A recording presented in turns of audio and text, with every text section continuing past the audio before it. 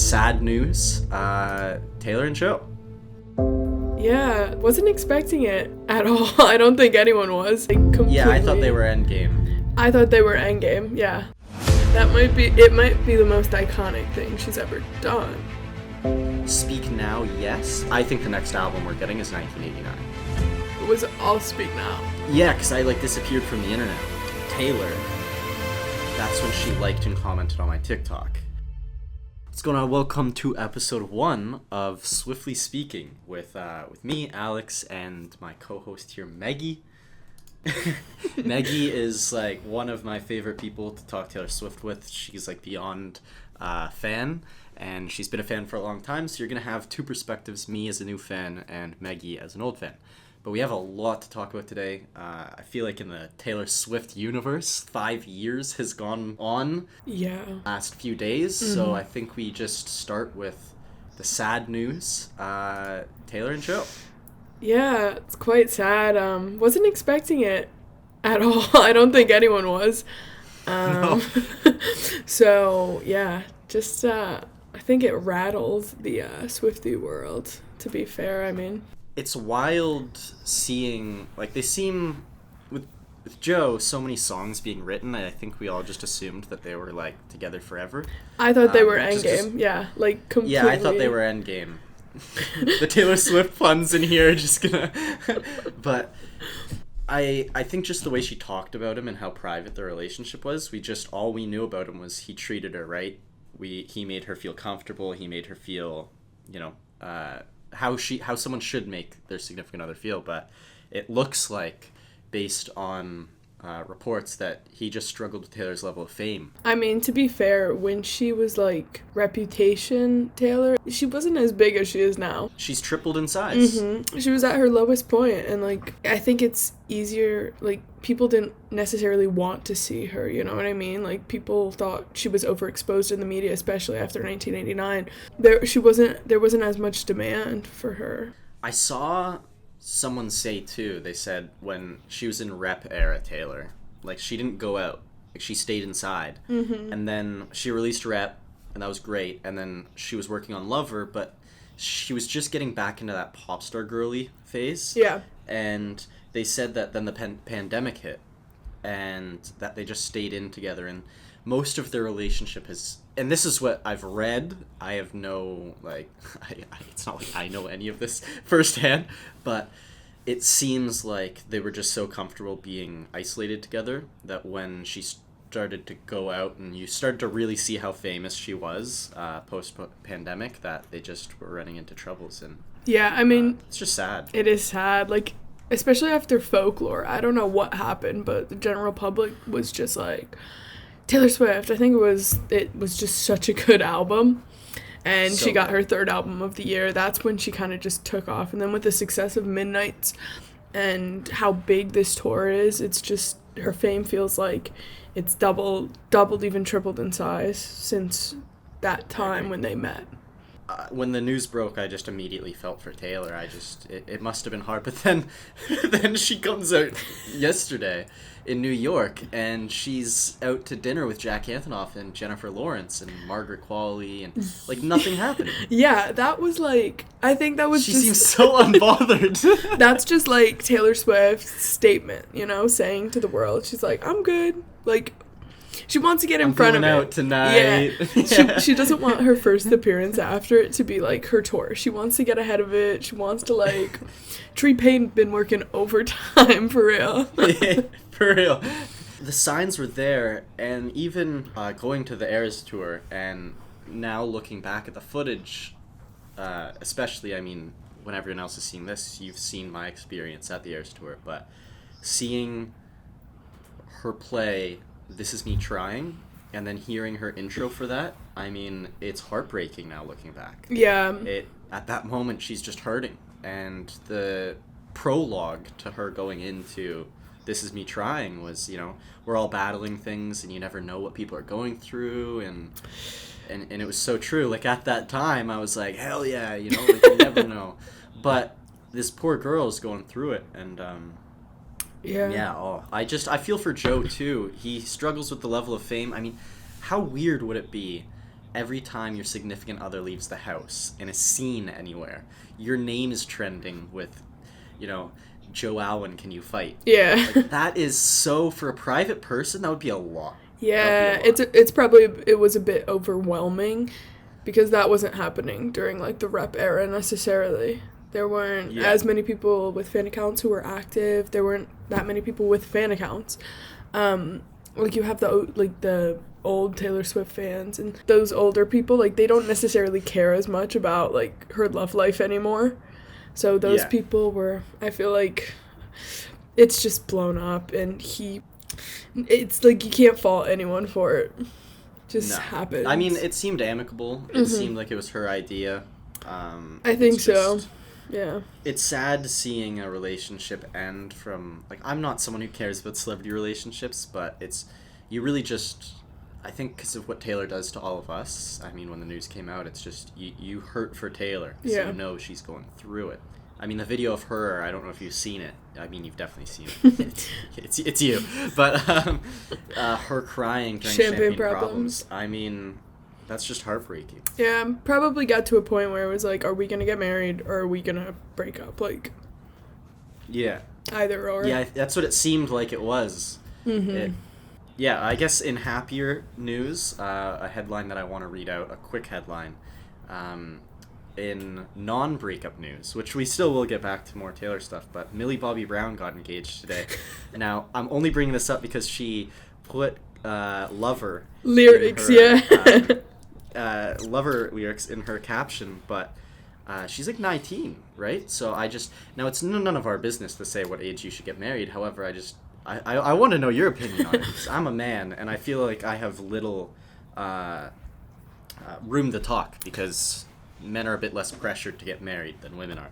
So I wanted to know your thoughts on it. Well, congratulations to them first and foremost.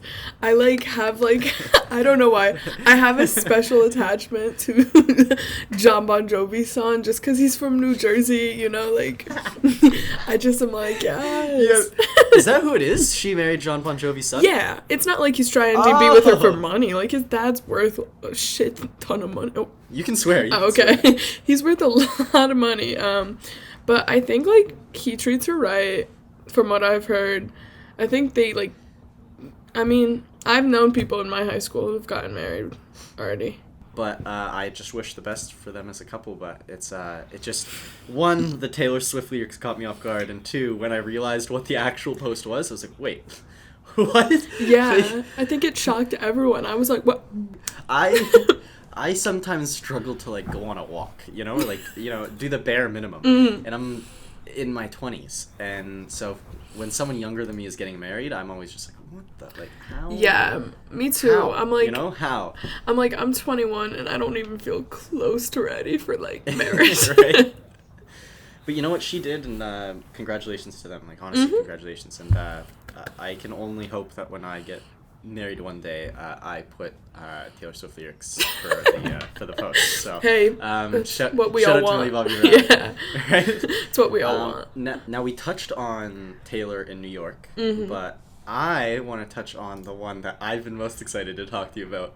Taylor Swift in Liverpool. What the hell is Taylor doing? In Liverpool? Okay, Scouser. The Liverpool stuff. Oh, with Taylor yeah. in Liverpool. If Taylor, I like really think it's Joey King and Taylor Lautner, and if it is, it might be the most iconic thing she's ever done. Like, So do you think it's Speak Now, or what do you think the actual project is? Let's dissect to figure out, because there's the balcony, a glimpse inside the set of the alleged Taylor Swift music video. It shows the balcony from Speak Now. yeah, We also have Taylor Lautner, which is a direct relation to Speak Now. Joey King, direct relation. To Speak Now. We also, in that balcony, was used at the end of, was it Bejeweled music video? Yes, Where Long Live was playing. I know that balcony very well because I was at that Speak Now tour where she flew around. Flexer here. When she flew around in it, and I swore that she waved to me when that happened. I swear on my life, she's seen I think my so face. too. I think so too. But like low-key, I had a theory that was kind of out there. Okay. That it's a vault song for Ooh. Speak Now. That's like introducing the Speak Now era. Those three and the outfits they were in, like either that or I think it might be, as other people have said, like on Twitter and everything, like a vigilante shit, kind of like stealing back her music. Is that what you were gonna say? That's what I think. You said it's Batman inspired, which Batman is a vigilante, right? Yeah. Like, he's a bad guy who does good work. And I think Zoe Kravitz, did Zoe Kravitz help write that song? Because I know she helped write Lavender Haze. She has Ooh. writing credits on that, and she was in the Batman. Vigilante shit. Let me verify this now. I don't think so. Okay. I don't think so. I know she was in Taylor's Bubble during COVID, though. So Absolutely. that's quite interesting Absolutely. if it's Batman themed, because I think it's a vigilante shit music video. I think the phones in Midnight Mayhem was anti-hero and vigilante shit were backwards. I think one was the start of the era and one was the end. that would make sense. Right? And Yeah. vigilante shit's going huge online right now thanks to Era's tour. I will not forget all the people who gave hate on vigilante shit prior. Yeah. I've always been a vigilante shit fan. But I think that the video is, her stealing back her masters, and I think she goes back into the Speak Now era. Mm-hmm. And I personally believe that we see her steal Fearless, Red, and then I think she steals Speak Now. And then I she think drops the that's video, and then she says, Speak Now out whenever. I don't know. I think it's No? just when we see the cover art for the first time. Okay. I think that's what's in the frame in her hand. I think the cover art. Like, I think we're going to see her masters, but I don't think we'll see all the album covers. Like, I doubt she would do that to us. So I feel like Speak Now, yes, but I can't see her shooting a music video for Speak Now. Because I think the next album we're getting is 1989. Okay. But that's just me. Obviously, I'm in my clown era. I'm always in my clown era. I try hard not to be. I try hard to be kind of, sensible about I do too, things. but I'm not good at it. But I like the outfit she was wearing, the hair, it was all Speak Now. I was like, okay, like, I believe it if it was Speak Now. The boots and the dress, I believe, are Yeah. also Speak Now. Mm-hmm. And she curled her hair. Yes. So it's looking Speak Now-ish. However, I don't see a Speak Now song that would involve heist and explosions and robbery. Mm-hmm. Vigilante shit I could. And vigilante shit, there has to be a reason why the phone's upside down. Mm-hmm. And I think the balcony in the Bejeweled video was an Easter egg. And I think it was an Easter egg for Speak Now. Long Live was playing. I think that was an obvious one. But I think it's also an Easter egg to the Vigilante Shit music video where she's taking back her masters. I actually probably fully agree with you there. I'm trying to, like, see new things, but it doesn't make sense. I think everyone also loves Vigilante Shit more now since tour. And, like, the tour, I guess, choreography. Everyone's like, oh my god. So I think it would be a good time to, like, release it. But I was just confused. It's just a weird single. It is, but it kind of makes sense. Does it? I think it does for Taylor. She loves her "Look What You Made Me Do's," you know what I mean? Like, yeah. she Where she tries to be edgy. Yeah. And she can pull it off, but we all know she's she's so cute. Like, you know what I mean? She's a glitter gel pen She girl. is, for real. She's a glitter gel pen and quill girl. So it's so funny when she dips her toes into the dark mysterious, because it's just so, like, unserious, but at the same time it's like, she's hot, so, and I mean that in the most respectful way possible, but it's like, she's hot, so we're just like, oh my god, yes, we love this. I think, like, she can pull it off, though. Have you seen that? Like, the first time I saw that Look What You Made Me Do music video, I was just, like, shocked. I was like, what's going on?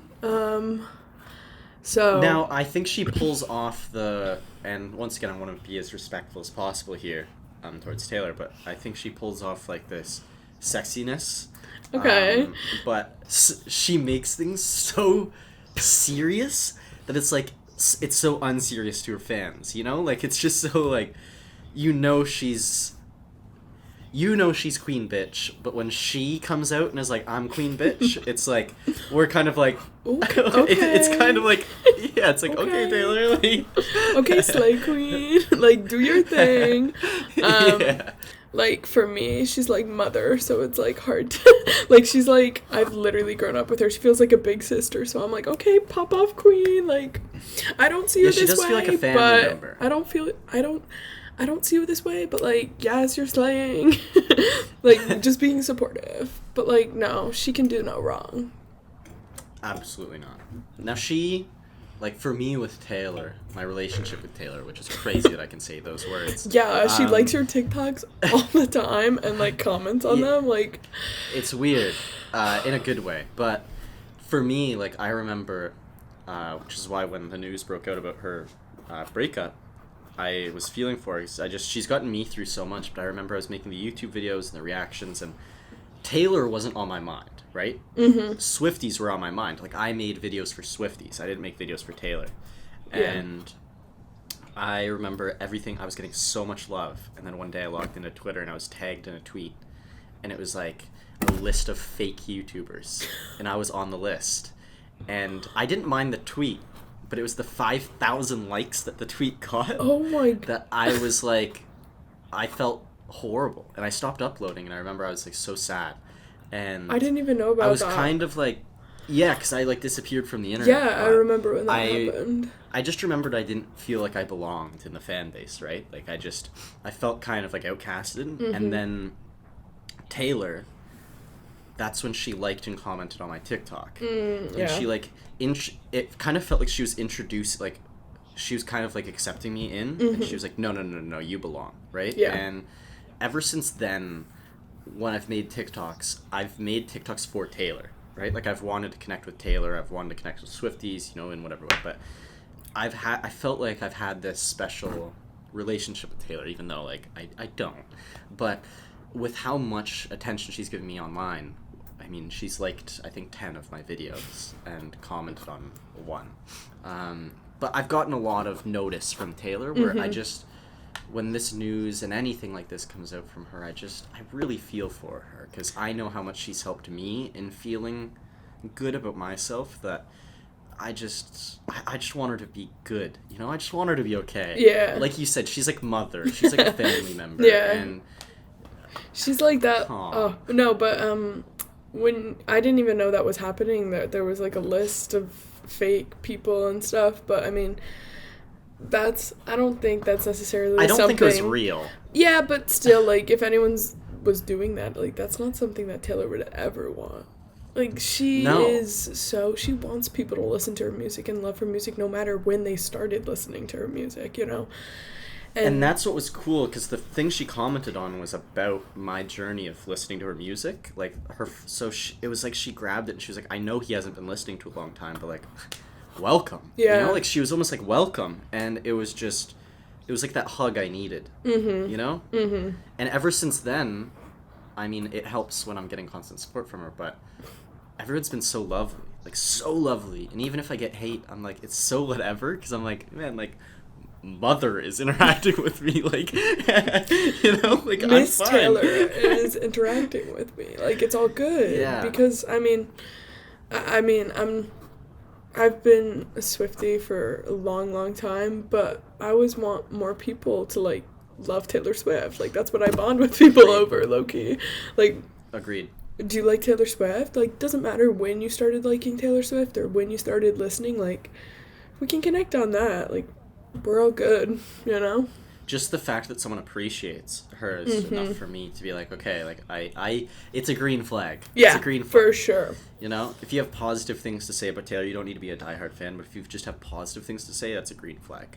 Nothing's worse, which everyone watching, and I'm sure Maggie, you can relate to this, is when you know someone who would love a Taylor album, and you're like, oh my god, you need to listen to Folklore. Yeah. And it's specifically, I'd say Folklore Evermore, because I know people aren't into pop, and that's completely fine. People are into what they're into, but I have some friends who would love Folklore, and I'm like, hey, you know, you gotta check out this album by Taylor Swift. And they go, oh, I don't like pop music. And I'm like, no, like, you don't understand. Like, it's not this one's not pop. Yeah. Like, she has pop albums, but, like, she has a lot of different types of music. And they're like, no, I'm good. And I think... And you're like, oh, Yeah. like, you know, it hurts. It hurts because it's also, you hear the singles and you think, oh, it's just like pop. But the thing is, like, because she started out, I think, as a country music artist, that writing style, that... I'd say, like, country music is a lot about telling stories. It's storytelling through a song, so you feel like you can feel all those emotions. And I think she kind of brought that into pop music, which is why, like, I agree. she's so different from any other pop artist, because she still has that storytelling element, no matter if she's singing a, like, style or she's singing something from folklore. Like, it's that writing style that her fans love, and she knows that.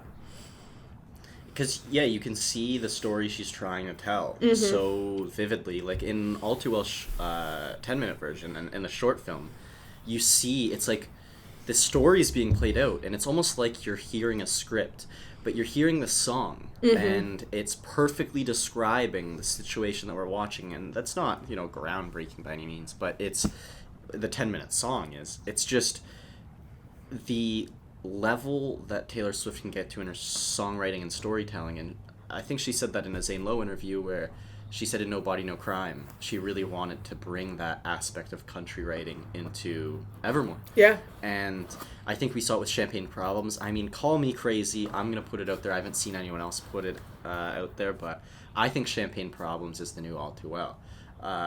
From seeing it live, I mean, the energy of Champagne Problems is unlike anything I've ever seen. I think it's the bridge that just ties everything together. I personally believe it's her most singable bridge, including Cruel Summer. Yeah. I mean, 1 for the money, 2 for the show. I never was ready, so I watched you. But, like, that, like, is used so much. Everyone knows 1 for the money, 2 for the show. Like, whether you listen to, I mean, Lana Del Rey or Elvis does 1 for the money, 2 for the show. Like, it's just, like, something that people... I think just it ties that bridge together. It starts it too. It's beautifully nostalgic. Like, once you hear a line like that, you get brought to this place of Evermore, like this exact place of Evermore and folklore, where it's like, okay, this isn't a modern story. But it's done with modern nuances, storytelling. Yeah, like there's modern nuances. There's like even in Cardigan, the like hearing her say like.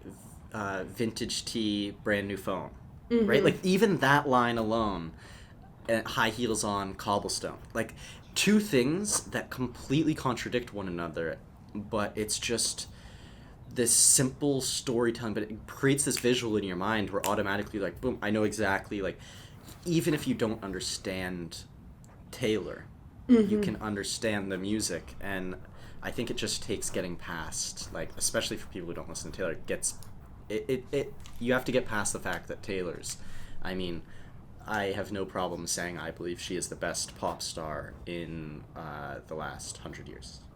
I personally have no problem saying that.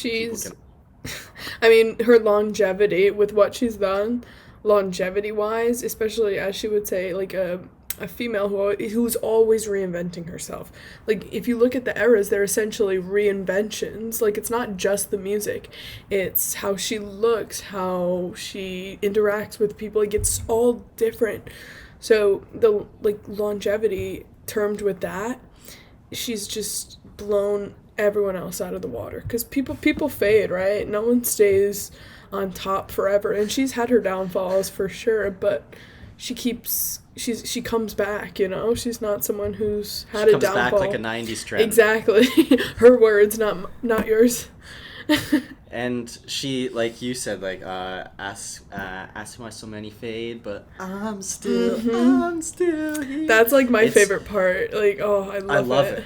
Find me an artist that you can grab, and they exist. There's quite a few of them that have such defining eras that could, one, perform a show like Taylor, where she can go from era to era and have people be excited, and 2, find an artist that can take the stage for 3 hours and 15 minutes, just period, but then also adding on top of that solo and having everyone in the audience know all the words, right? Like, Yeah. all the words to all your songs, be excited about each of the songs, and after the show end, I mean, you put on a 3-hour and 15-minute long concert, which most artists can't do just in general, but second, don't have the discography to Pull captivate off. an audience for that long. Yeah. I mean, the concert ended, and my first thought was, "Where's Long Live?"